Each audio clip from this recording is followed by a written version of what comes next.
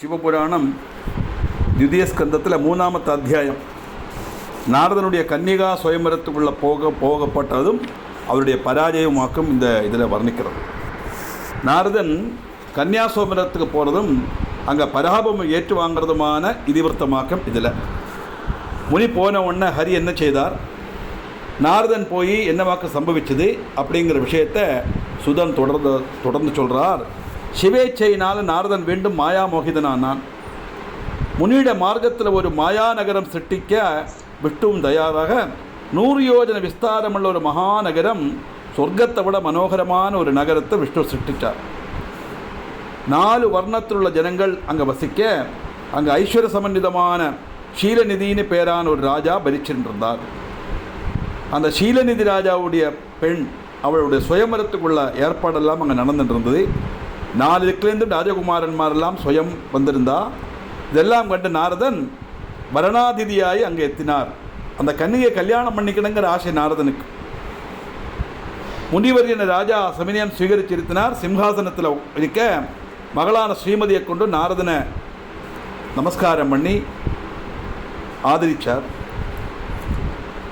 வந்திருக்கிறது நாரதன் மகர்ஷின்னு அவர் ஆதரிக்கிறார். ஆனால் நாரதனுடைய மனசில் என்ன, அவருடைய மனசு இழகெடுத்து நாரதன் அளவில் அவளில் ஆசக்தனாயிட்டான். அந்த ராஜகுமாரி மேலே அவருக்கு ஆசக்தி வந்துடுத்து. அவளுடைய ஜாதகம் பார்த்து அவள் எப்படி உள்ள வர்ண சுவீகரிக்கல்வள் அப்படின்னு ராஜா நாரதர்கிட்ட கேட்க, காமவிகரான முனி சிவமாயா மோகிதனாக இருக்கான் இல்லையா, அவருடைய மாயில மோகிதனாக இருக்கார் இல்லையா, அதனால் ஆரை வரிக்கும்னு சொல்கிறதுக்கு அவருக்கு விஷமம் வந்துடுத்து. சுயம்பரத்தில் அவளை தனக்கு கிட்டப்பட்ட காரியம் பிரயாசமாக்கும் நாரதனுக்கு தோணியாச்சு. ஏன்னா நான் ஒரு சன்னியாசி, நாரதன் இந்த இவளுடைய ஜாதகத்தை பார்த்து இவளுக்கு எப்படிப்பட்ட புருஷனை கிடைக்கும் அப்படி ராஜா கேட்ட உடனே அவருக்கு மனசில் ஆயிடுத்து, நமக்கு இது கிடைக்க போகிறதில்லை. அது மாத்திரமல்ல, இந்த ராஜகுமாரி அதீவ சுந்தரி, அதனால் ஒரு அழகான ஒரு சுந்தரனை மாத்திரம்தானே அவள் சுவீகரிப்பள் அப்படி தெரிஞ்ச முனி நேர விஷ்ணு லோகத்துக்கு போய் தன்னுடைய இங்கிருத்த ரகசியமாக விஷ்ணுகிட்ட தரிப்பிச்சார். இதெல்லாம் ப்ராக்டிக்கலாக நடக்குமா அப்படின்னு கேட்டால் பதில் இல்லை. ஏன்னா இதெல்லாம் விஷயங்களா அங்கே சுயம்பரம் நடக்கிறது. அந்த இடத்துல நேர விஷ்ணு லோகத்துக்கு போயிட்டார். மகாவிஷ்ணுக்கிறார், என்னுடைய நிலைமை இப்படி இருக்குது, எனக்கு இங்கே அனுகிரகம் பண்ண எப்படி. அந்த ஷீலநிதிங்கிற ராஜா ஸ்ரீமதிங்கிற சுந்தரியான மகள் சுயம் பரோத்யுக்தியாக இருக்கா, அவளை எனக்கு கல்யாணம் பண்ணி தரணும், அதுக்கு என்ன வழி நீங்கள் உபதேசிங்கோ. ஆயிரக்கணக்கான ராஜபுத்திரன்மாரெல்லாம் அங்கே எத்தியிருக்கா, எப்படி நான் அவளை சுவீகரிக்க முடியும். அதனால் உங்களுடைய ரூம் எனக்கு தந்தால் என்னுடைய காரியம் சாதிக்கும். எப்படி இருக்குது, மகாவிஷ்ணு ரூபம் கேட்குறார், you give me your form. Mahavishnu ரூபத்தில் அழகு சுரூபம் இல்லையா விஷ்ணு. நிச்சயமாக 50 ராஜாக்கன்மாருக்கு முன்னக வச்சு விஷ்ணு வந்தார்னா விஷ்ணுவோட ரூபந்தான் பிரமாதமாக இருக்குது. நிச்சயமாக அந்த அழகு சுரூபமான விஷ்ணுவைத்தான் அந்த ராஜகுமாரி வரிப்பள். அதனால் இந்த வேஷத்தில் இருந்தால் எனக்கு அவளை கிடைக்காது, எனக்கு உங்களுடைய ரூபத்தை எனக்கு தாங்கும். அப்படி கிடைச்சுடுத்துன்னா எனக்கு காரியம் சாதிக்கலாம். அவள் விஷ்ணு ரூபியான என்ன, அவள் வரிப்பள். இது கேட்டவுடனே மகாவிஷ்ணு சிரிச்சுண்டே சொல்கிறார், அப்படியே உன்னுடைய ஆக்கிரத்தை நிறைவேற்றி தரேன்.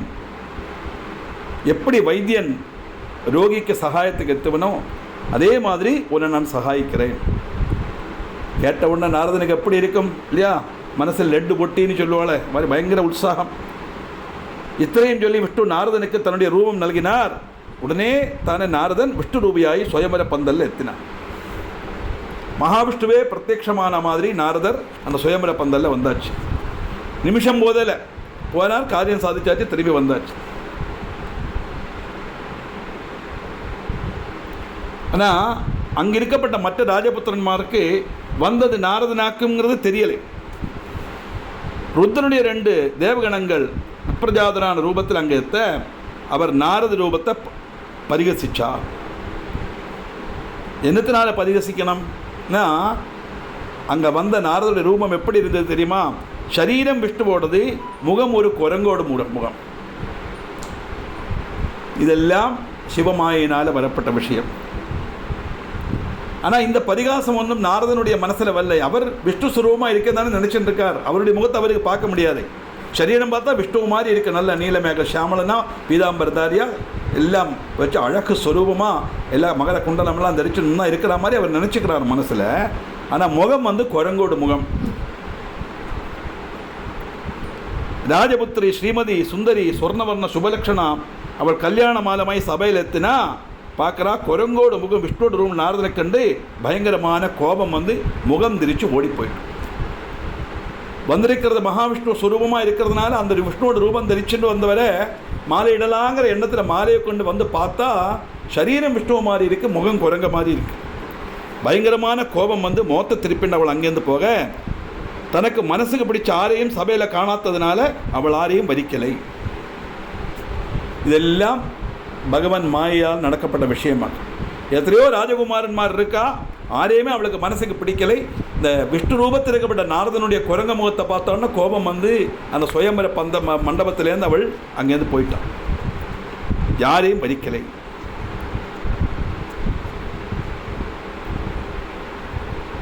அப்படி இருக்க ஆனால் விஷ்ணு என்ன பண்ணார், சுயம் மனுஷ வேஷத்தில் அங்கே எத்த அவள் அந்த விஷ்ணுவுக்கு மாலையிட்டு வரிச்சா. அவளையும் கொண்டு ராஜவேஷதாரியான விஷ்ணு ஸ்தலம் விட்டார். நாரதனுக்கு தன்னோட ரூபத்தை கொடுத்து குரங்கு முகத்தையும் கொடுத்துட்டு இவர் ஒரு மனுஷ ரூபத்தில் கோமல ஸ்வரூபனாக வந்தார். அங்கே வந்து அந்த கன்னிகை கல்யாணம் பண்ணிட்டு அவர் ஸ்தலம் விட்டுட்டார். இப்படி ராஜகுமாரன்மார் எல்லாம் பயங்கரமான ஒரு நிராசையோடு அங்கே போனால் இந்த முனி மட்டும் காரியம் அறியாமல் விஷமிக்கிறார். என்ன நடந்ததுன்னே தெரியலை. சுயம்பரை நடக்கவும் இல்லை. அத்தனை ராஜபுத்திரன்மாரும் போயிட்டா. என்ன பார்த்துட்டு சிவகணங்கள் மட்டும் என்ன களியாக்கின்னு பரிகாசம் பண்ணிட்டு இருக்காளே, என்ன வாக்கும் தெரியலையே அப்படின்னு விஷமிச்சிருக்கிறத அந்த ருத்ரகணங்கள் வந்து சொல்கிறது நாரதர்கிட்ட, குரங்கோடு முகம் அணியமாகவும் உங்கள்கிட்ட இருக்கு, இப்போ எப்படி உங்களுக்கு அந்த கன்னிகையுடைய வரமாலை கிடைக்கும்? இது கேட்டு நாரதன் நேர போய் ஜலத்தில் பார்க்குறார். அப்போத்தான் அவர் மனசில் ஆச்சு தன்னுடைய முகம் குரங்கு முகமாக இருக்கு. பயங்கரமான கோபம் வந்தது. விப்ரரூபிகளான கணங்களை சாபிச்சார், நீங்கள்லாம் ராட்சசனாக போகட்டும் அப்படின்னு. விப்ரன்மாருடைய வீரியம் உள்ளவரும் ராட்சச சுபாவம் உள்ளவரும் ஆகட்டும் சாபம் ஏற்றவாங்க ருத்ரகணங்கள் ஒன்றுமே மறுபடி சொல்லாமல் அவன் அங்கிருந்து நேர அப்படியே இருந்து மௌனம் வஞ்சிச்சான். அவெல்லாம் சிவனை ஸ்தோத்திரம் பண்ண தங்களுடைய ஆஸ்தானத்துக்கு போனால் அந்த நாரதனுடைய சாபத்தை ஏற்றுண்டு. இதெல்லாம் சிவனுடைய இச்சையாக்கும்னு கருதி அவள் சமாதானிச்சா. ஏன்னா சிவகணங்கள் தானே அத்தனை பேருக்கு மனசிலாக்கி இது சிவனுடைய விஷயமாக்கும் அப்படின்னு. இப்படி நடந்து முடிஞ்ச உடனே அடுத்த 4வது அத்தியாயத்திலேக்கும் பாக்கி வருது. அதையும் சொல்லி முடிச்சுடுறேன், கொஞ்சம் தான் இருக்குது. நாரதன் நேர வைகுண்டத்தில் போய் விஷ்ணுவை பார்த்தார். எப்படி இருக்கும் இல்லையா, எனக்கு உன்னோட ரூபத்தை தந்து குரங்க முகத்தையும் வச்சு நீ மனுஷ ரூபத்தில் வந்து அந்த கன்னிகை தட்டின வந்திருக்கியான்னு கோபம் வர்றது. நாரதர் சாபம் கொடுக்கிறார் விஷ்ணுவுக்கு. அதான் தபஸுக்கு பயங்கர விலையும். திருலோக சஞ்சாரி நாரதன் கோபப்பட்ட முனி என்ன செய்யணும்னு தெரியாமல் முனிமார் சூதங்கிட்ட கேட்டா அவள் என்ன செய்தார், எப்படியாக சபிச்சார் அப்படின்னு சூதன் சொல்ல நாரதனுடைய கதையை தொடர்ந்து சொல்கிறார் சூதன். ஏமா விஷ்ணு, நீ மகா கள்ளனாக்கும், மலினாசயனாக்கும், மகா துஷ்டன்.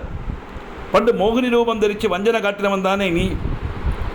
அசுராளுக்கு கிடைக்காமல் இருக்கிறதுக்காக மோகினி ரூபம் காணிச்சு அவளை கண்ணக்காலை காட்டி அவளை பிரேரிப்பிச்சுட்டு அமிர்தத்தை பூரா தேவன்மார் கொடுத்தவன் இல்லையா நீ வஞ்சகன், மகா கள்ளன். அசுரன்மாரிலேருந்து உனக்கு அமிர்தம் தட்டி எடுக்கிறதுக்கு நீ வஞ்சனை காட்டினியே, அதே மாதிரி எங்கிட்ட எதுக்கு வஞ்சனை காணிச்ச? அன்றைக்கி அசுரன்மாருக்கு அமிர்தம் கிடைக்கப்படாது நீ வஞ்சனை காணிச்சா சரி, ஆனால் அதே வஞ்சனை எங்கிட்ட காணிச்சது என்னத்துக்கு? இனிமே என்ன சதிச்ச மாதிரியோ என்ன வஞ்சனை காணிச்ச மாதிரியோ நீ யாரையும் வஞ்சனை காட்டவும் விடாது, சதிக்கவும் விடாது. அதனால் ஒன்றை நான் சபிக்கிறேன். இந்த கர்மத்தினுடைய பலம் நீ அனுபவிக்கணும். ஏன் மகாவிஷ்ணுவை சபிச்சார்னா சிவனுடைய மாயா வலயத்துக்குள்ளே இருக்கிறதுனால நாரதனார் மகாவிஷ்ணுனுடைய பிரதம பக்தன் நாரதன். எந்த பக்தன் சுவாமியை சபிக்க மாட்டாரே, ஆனால் அந்த இடத்துல பக்தன்னோ சுவாமிங்கிற எண்ணம் அவருக்கு இல்லை. காரணம் சிவமாயினால் மோகிப்பிக்கப்பட்டதுனால். பயங்கரமான கோபம் வருது. என்ன சாபம் கொடுத்தார்? എന്നെ പറ്റിക്ക സ്വീകരിച്ച മനുഷ്യരൂപം മേലിൽ ക്ലേശിக்கிறதுக்கு ഇടവരുത്തട്ടും. ത്രിവിയോഗം കൊണ്ടുള്ള ദുഃഖം നീ അനുഭവിപ്പായി. നാരദനുடைய ശാപം മഹാവിഷ്ണു സന്തോഷപൂർവ്വം സ്വീകരിച്ചാர். நாரதன் தாமசியாமல் எல்லா காரியமும் சிவனுடைய மோகன சக்தி கொண்டாக்குன்னு மனசிலாக்கி அந்த சிவன் சவம் தீர்ந்த உடனே மோக வலயத்திலேருந்து வெளியில் வர்றார். அப்போ தான் நாரதனுக்கு தெரியறது இது சிவமாயினால் வந்த சம்பவம் அல்லவா, நான் தெரியாமல் சபிச்சுட்டேனேன்னு பశ్చాத்தபிக்கிறாராம். He's ரிப்பெண்டிங் himself. நாரதர் யாரை சபித்தேன்? மகாவிஷ்ணு அல்லவா. அது மட்டுமல்ல, நான் நைஷ்டிக பிரம்மச்சாரியாச்சு, நான் எப்படி ஒரு கன்னிகை விவாகம் கழிக்கணும்னு ஆசிக்கலாம், இதெல்லாம் எப்படி நடந்தது? இல்லை அந்த மாயினால் தானே அப்படின்னு நினச்சி ரொம்ப துக்கிச்சாராம் நாரதன். வேறு என்ன பண்ண முடியும்? சொல்லியாச்சே, ஒரே வழிதானே உண்டு. சாஷ்டாங்க நமஸ்காரம் பண்ணுறாரு மகாவிஷ்ணுவை. விஷ்ணு பாதத்தை நமஸ்கரித்து என்னுடைய அவஸ்தையை போத்தியப்படுத்தி நான் இனி என்ன செய்யணும்னு விஷ்ணுகிட்ட கேட்க, தன்னுடைய சாபலம் விபலமாக்கணும், தெரியாமல் நான் சபிச்சுட்டேன், அது பலிக்காமல் இருக்கிறதுக்கு என்ன வழி நீங்கள் சொல்லுங்கோ அப்படின்னு மகாவிஷ்ணுகிட்ட பிரார்த்தனை பண்ணுறான் நாரதன். விஷ்ணு சொல்கிறார், உன்னுடைய பாபம் தீரும், சிவன் அனுகிரகிப்பர். செய்ததெல்லாம் சிவமாயா மோகிதனானதுனால தான் சிவன் நிர்குணனாக்கும். இருந்தாலும் சுயம் எல்லாத்தையும் சமகாரகர்த்தாவும் ஆக்கும். பக்தி முக்தி பிரதானனாக்கும் பரமேஸ்வரன், சுகப்பிரதானன். மகேஸ்வரனுக்கு பல சக்திகள் உண்டு. 100 பரம் நாமத்தில் சிவன் ஸ்துதிக்கப்படுறார். சங்கரன், சம்பு, மகேஸ்வரன், மிருத்யுஞ்சயன், காலகாலன், இப்படியெல்லாம் விசேஷிப்பிக்கப்பட்டதாக்கும் சிவநாமம். அவர்தான் பரமேஸ்வரன், ஈஸ்வரனுக்கெல்லாம் பரமமாக இருக்கப்பட்டவர். அவருடைய அவதானங்கள் காயனம் செய்யணும். நீ பரமேஸ்வரனுடைய சரித்திரத்தை பற்றியும் அவருடைய பிரபாவத்தை பற்றியும் நீ கானம் செய். பண்டிதம் ஜீவனும் முக்தனும் ஆக்கும். சிவார்த்தனையினால் பாபநாசனம் உண்டாகும். திரிபுராந்தகம், பவானி, பிராணப்பிரியா இப்படியோட நாம கீர்த்தனத்தினால பாபவிருட்சம் பிளர்ந்து சம்சார நாசனோபாயமாக்கும் சிவஸ்மரணம். பரமேஸ்வரர் ஸ்மரிக்கிறதுனால இந்த சம்சாரத்திலிருந்து வெளியில் வரலாம், எல்லா பாபத்திலிருந்தும் அது விமுக்தனாக்கலாம். சைவ ஷடாட்சர மந்திரம் நிரந்தரம் ஜபிச்சு புண்ணியம் நேடணும். சிவனுக்கு பிரியமான தீர்த்தங்களில் ஸ்நானம், சந்தர்சனம், பூஜனம், மகாத்மியா ஸ்ரயணம், சிவகதா சிரவணம் இதெல்லாம் அபீஷ்டப்பிரதமாக்கும். இதெல்லாம் ஹே நாரதா நீ செய் அப்படின்னு சொல்லி மகாவிஷ்ணு நாரதனை உபதேசித்து அவருக்கு அனுகிரகம் பண்ணினார் அப்படின்னு சொல்லி 4வது அத்தியாயத்தை முடிக்கிறார். அதுக்கப்புறம் நாரதன் சிவக்ஷேத்திரங்களுக்கு போய் சிவனை ஆராதிக்கிறதாயிட்டாக்கும் இனியுள்ள சர்க்கங்களில் வருது. அது என்னங்கிறது நமக்கு அடுத்த கிளாஸில் பார்க்கலாம்.